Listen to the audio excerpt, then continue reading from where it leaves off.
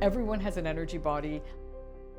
30 years ago, people would have thought that Reiki was, witchcraft or, totally too strange for them. Hi, I'm Sheri Fogarty. I am a Reiki practitioner and Reiki master at Sage Health and Wellness in Toronto. I actually was going to night school, and it was a small class, and when I got there, I didn't feel well. And one of the students said to me, "Can I try this thing on you called Reiki?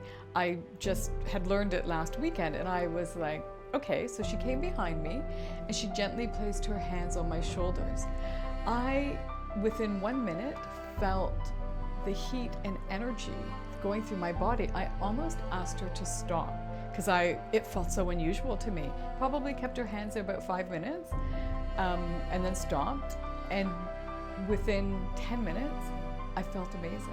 So for the next 6 months, I kept thinking about Reiki and I couldn't get over what had happened. I trained about 30 years ago, so I'm one of the first Reiki practitioners in Canada, and at the time there was nothing written about Reiki. So I learned in the traditional way, which was an oral tradition of Reiki. It was over a 4-day period, and you learn about the history of Reiki, and then you go through what is an initiation process where the Reiki master, who's the teacher, actually opens your energy centers to receive the energy. Reiki was discovered in Japan in the late 1800s, and most of us who practice Reiki and teach Reiki say it was rediscovered because Dr. Usi, who is the person who discovered it, also talked about the fact that he had been on a spiritual journey to discover how Jesus had actually healed people. And so through his kind of going onto a mountain for 21 days and fasting and meditating, he came, through his meditation, received these symbols, which are actually used in Reiki, in teaching and in the second degree of Reiki.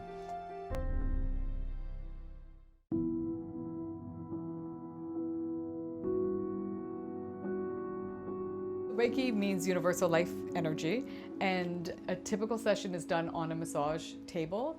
And so there's traditional hand positions for Reiki. So to start, I would be placing my hands on someone's eyes and then forehead, and then making your way down their body. We're working with the energy system, so a lot of the hand placements are where the chakras are. But if somebody comes in with a physical problem, I would definitely also move my hands to that part of their body. The main 7 chakras are kind of like almost our fueling stations for our body. And this is where our kind of emotional, spiritual self is centered in our body. In my kind of practice here at Sage Health and Wellness, it's doctors are hearing from their clients what they're dealing with emotionally. And a lot of people do not want to choose to go on antidepressants and be left alone.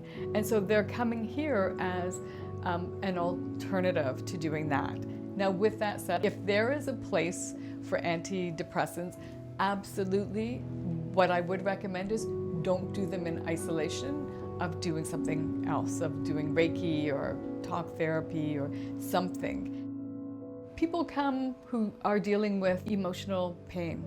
So they may be dealing with anxiety, depression, they're just feeling stuck in their life.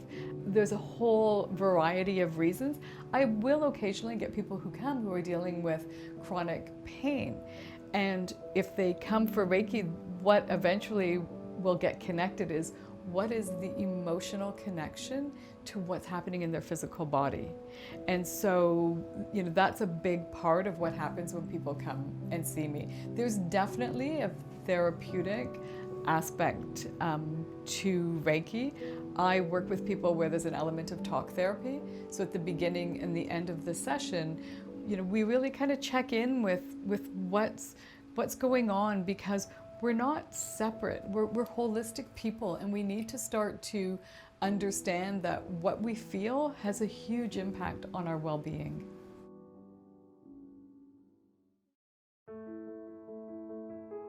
I'm writing a book on healing energy because I want people to understand that we have our life force energy, which is often referred to as chi or ki energy, that flows through us, through meridian lines and through our chakras. Part of this energy body is an emotional energy body. So when we experience things emotionally, they don't just disappear. They actually get pushed down and they start to kind of form blocks in the energy body. And it is about helping people through cultivating self-love, self-compassion, self-empathy, that they actually can start to not have their pain keep them back, keep them in pain, keep them blocked. Reiki can help people who have struggled with addiction, and I speak from personal experience, having grown up around addiction and grew up in a neighborhood that had, more drugs than a neighborhood should actually have available to them. So I learned early on how people choose substance to experience an alternative feeling to what they normally feel. Nobody wakes up and wants to be an addict. But lots of people wake up and don't want to feel what they've experienced any longer. We need to help people heal that pain so they actually can be happy and so that they can get past it. And most addicts I've worked with are incredible human beings whose hearts have been broken. They need to be loved. And essentially, Reiki is bringing that kind of love to their energy body, to their emotional, spiritual being. I feel so blessed and so privileged to work with people in their healing. So yes, I am present for a lot of emotional stuff that comes up for people, and I, try and hold that sacred space for them, but it's the transformation. It's watching people get past what has brought them here. So whether it's that they're stuck, or whether, they're having physical symptoms, or, they, feel that there's no purpose to their life because of what they've gone through emotionally, to kind of, watch someone heal from that pain and their light start to shine, and they are able to create a life of happiness, which I believe everyone has a right to. It's so fulfilling for me. Hey everybody, make sure you like our video and subscribe to our channel. Stay happy, stay healthy, stay balanced.